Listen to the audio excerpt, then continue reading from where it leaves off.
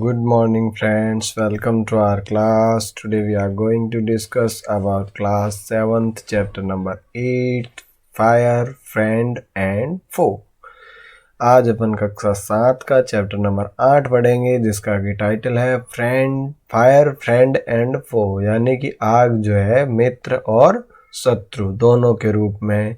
इसका पार्ट 1 अपन ऑलरेडी पढ़ चुके हैं। अगर वो वीडियो आपने नहीं देखा है तो पहले वो देख लीजिएगा। चैनल को अभी सब्सक्राइब नहीं किया तो प्लीज़ सब्सक्राइब कर लीजिएगा, और अगर वीडियो अच्छा लगे तो अपने फ्रेंड्स के साथ भी शेयर कीजिएगा।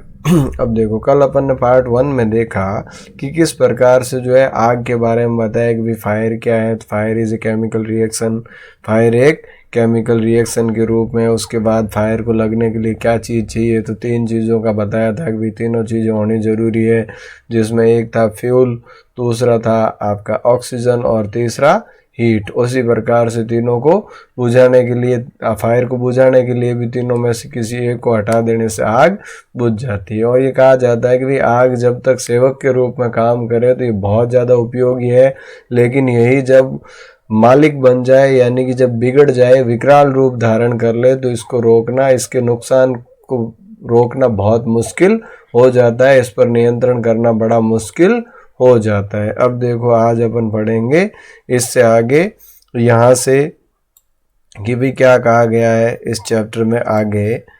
तो देखो, fire cannot be put out with water if water is spread on to oil. अब देखो, आग के बुझाने के तरीकों के ऊपर चर्चा की जा रही है कि भाई फायर को कैसे बुझाया जाए। तो fire cannot be put out, आग नहीं बुझाई जा सकती विद वाटर, यानी पानी से। पानी से कब नहीं बुझाई जा सकती आग? If water is spread on to an oil fire, अगर तेल से आग लगी है तो उस तेल से लगी आग को पानी से नहीं बुझाया जा सकता।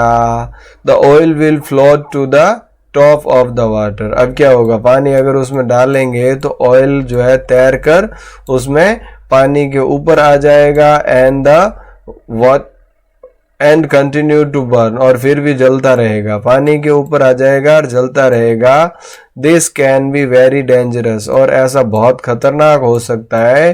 Because water can flow quickly, क्योंकि पानी तेजी से फैलता है, और अगर अपन तेल से लगी आग को पानी से बुझाने का प्रयास करेंगे तो पानी के साथ साथ आग के भी फैलने का खतरा रहेगा।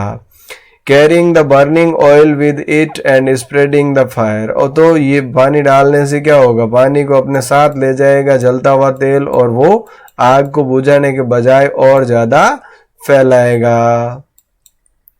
Water should also not be used on fires caused by electrical appliances, और अगर पानी से आग को नहीं बुझाया जा सकता अगर आग जो है विद्युतीय उपकरणों में लगी है, जैसे कि मान लो फ्रिज है, टीवी है, कूलर है, इनमें अगर आग लगी है, वॉशिंग मशीन है, मिक्सी है, तो इस आग को भी पानी से नहीं बुझाया जा सकता। अगर पानी से बुझाएंगे तो क्या होगा, देखो, the person spraying water might receive an electric shock and be killed. जो व्यक्ति उसके ऊपर पानी का छिड़काव करेगा तो उस पानी में क्या आ सकता है, इलेक्ट्रिक शॉक, यानी कि बिजली का करंट आ सकता है, एंड बी किल्ड, और वो व्यक्ति मर भी सकता है।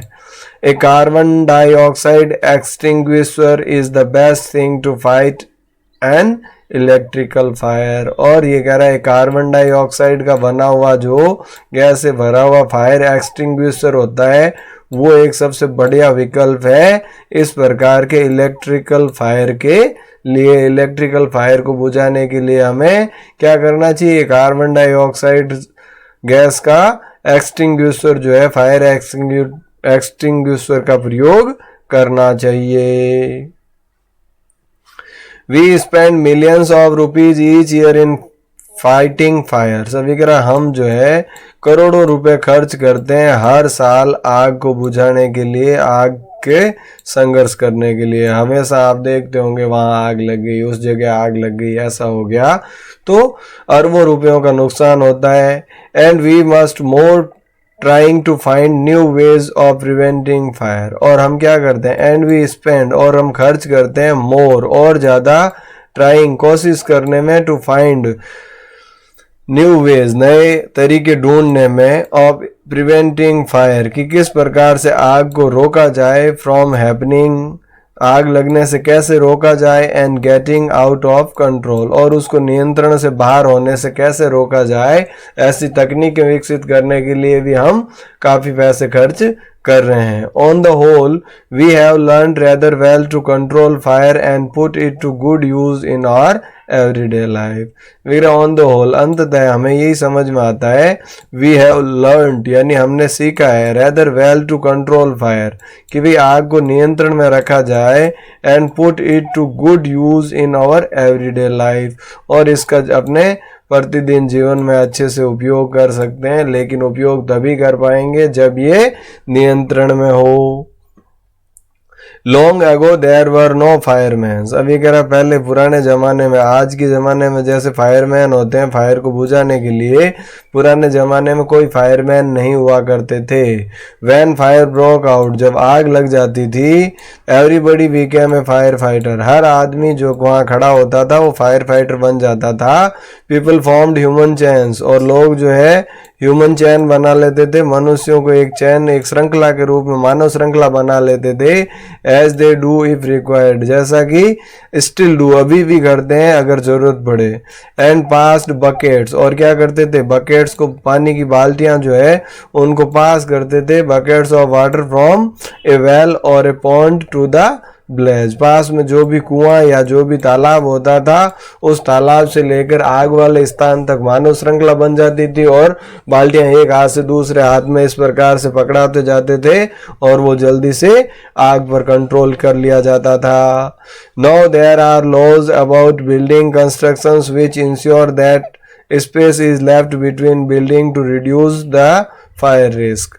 नाउ यानी कि अब जो है देयर आर लॉज यानी यहाँ नियम बन गए, कानून बन गए, अबाउट बिल्डिंग कंस्ट्रक्शंस नई इमारतों के निर्माण के लिए, विच इंश्योर जो कि सुनिश्चित करता है, दैट की स्पेस इज लेफ्ट बिटवीन कि भी स्थान छोड़ा जाए, जगह छोड़ी जाए बीच बीच में बिल्डिंग के, टू रिड्यूस फायर रिस्क जिससे कि आग लगने का जो खतरा है उसको कम किया जा सके।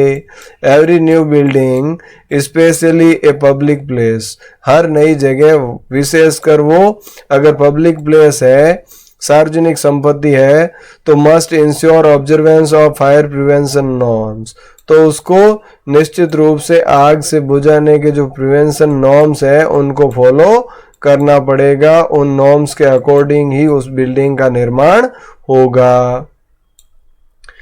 Bands of fire fighting workers with special bands of fire fighting band का मतलब क्या है, group of fire fighting workers यानी कि जो आग बुझाने वाले लोगों का जो समूह है, विद स्पेशल इक्विपमेंट्स उनके पास विशेष औजार होते हैं, इक्विपमेंट्स होते हैं, नॉन एज फायर ब्रिगेड जिसको कि फायर ब्रिगेड्स के नाम से जाना जाता है, are there to put out fire वो आ जाते हैं फायर को बुझाने के लिए, आग बुझाने के लिए।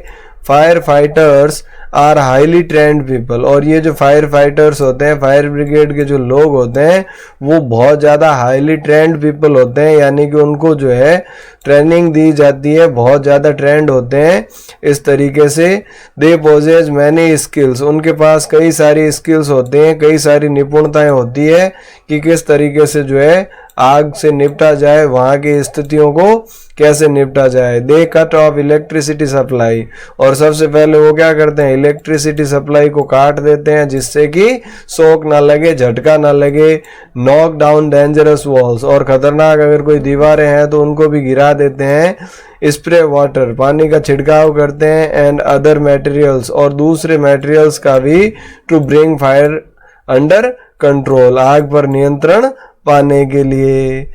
They are also trained in the first aid और वो जो है फर्स्ट एड प्राथमिक उपचार के लिए भी ट्रेंड होते हैं। ये देखो पुराने जमाने में मानव श्रृंखला जो है लोग खड़े हो गए और एक दूसरे को पहुंचा रहे हैं और ये आग पर काबू पाया जा रहा है।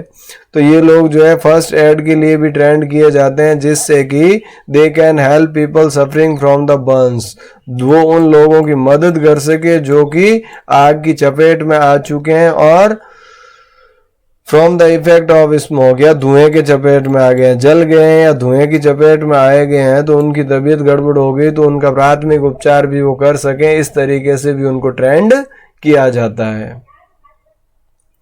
The discovery of fire and its uses helped early man to cope with nature better. अभी कह द डिस्कवरी ऑफ फायर, यानी कि जो आग का आविष्कार है, एंड इट्स यूजेस, और इसका जो प्रयोग है, हेल्प यानी बहुत ज़्यादा मदद की है, अर्ली मैन यानी आदि मानव की, टू कॉप विद नेचर प्रकृति के साथ सामंजस्य बनाए रखने में, बेटर यानी अच्छे से, एंड ग्रेजुअली और धीरे धीरे, अडॉप्टेड यानी उसने अपना लिया, ए सेटल्ड मोड ऑफ लाइफ आज के जैसा सेटल्ड। पहले क्या था भाई, आदि मानव जंगलों में घुमक्कड़ जीवन व्यतीत करता था, उसका कोई भी स्थायी ठिकाना नहीं होता था, जहाँ भी उसको भोजन मिल जाता था, आवास की व्यवस्था हो जाती थी, वहीं वो अपना अस्थायी निवास बनाकर रहता था। लेकिन आज जो है हम क्या है, परमानेंटली एक जगह सेटल हो गए, घर बना लिए, सारी चीजें। तो आग ने बहुत सारी आदि मानव की हेल्प की है आज के इस सेटिंग तक पहुंचने में। Fire is still worshipped in many parts of the world, आज भी आग की दुनिया के कई कोनों में पूजा की जाती है। अपन भी पूजा करते हैं ना, जो भी है घर में हवन करते हैं, यज्ञ करते हैं, तो वो आग का ही होता है। खाना बनता है तो खाने बनने के बाद जब अपन खाना शुरू करते हैं तो उसका जो पहला कवा जो है, पहला जो है वो अपन आग को चढ़ाते हैं, क्योंकि अग्नि को जो है क्या भगवान का मुख माना गया है, देवता का मुख माना गया है। इसीलिए हम जो भी चाहे किसी दिन फास्ट किया है या अपन भोजन का या किसी चीज का चढ़ावा करते हैं तो वो आग के ऊपर ही चढ़ावा करते हैं। क्यों? क्योंकि आग को भगवान का मुख माना गया है। इसी प्रकार से इसने भी कहा है कि कई जगह दुनिया में कई भागों में आज भी आग की पूजा की जाती है। Fire is Indeed A friend, अभी कह रहा निश्चित रूप से आग एक मित्र के रूप में काम करता है। बट एज वी नो, लेकिन जैसा कि हम जानते हैं, इट कैन बी डेंजरस, ये खतरनाक हो सकती है। डेंजरस एनिमी यानी खतरनाक शत्रु भी हो सकती है। Once it get out of control, अगर ये कंट्रोल से बाहर चली जाए, अगर ये नियंत्रण से बाहर चली गई तो ये हमारी शत्रु भी बन सकती है। तो इस तरीके से इस चैप्टर में अपन ने आग के बारे में चर्चा की कि भाई आग का आविष्कार कैसे हुआ, आग जलाने के लिए किन किन चीज़ों की ज़रूरत होती है, आग बुझाने के लिए किन किन चीज़ों की ज़रूरत होती है, आग का क्या महत्व है, ये सारी चीज़ें अपन ने इस चैप्टर में पढ़ी। मैं उम्मीद करता हूँ कि ये सारी चीज़ें आपको समझ में आई होगी। अगर नहीं समझ में आई तो इस वीडियो को रिवाइंड करके एक बार फिर से देखें, सारी चीज़ें आपको क्लियर हो जाएगी। इसी के साथ आज के इस सेशन को यहीं समाप्त करते हैं। Thank you. जय हिंद, जय भारत।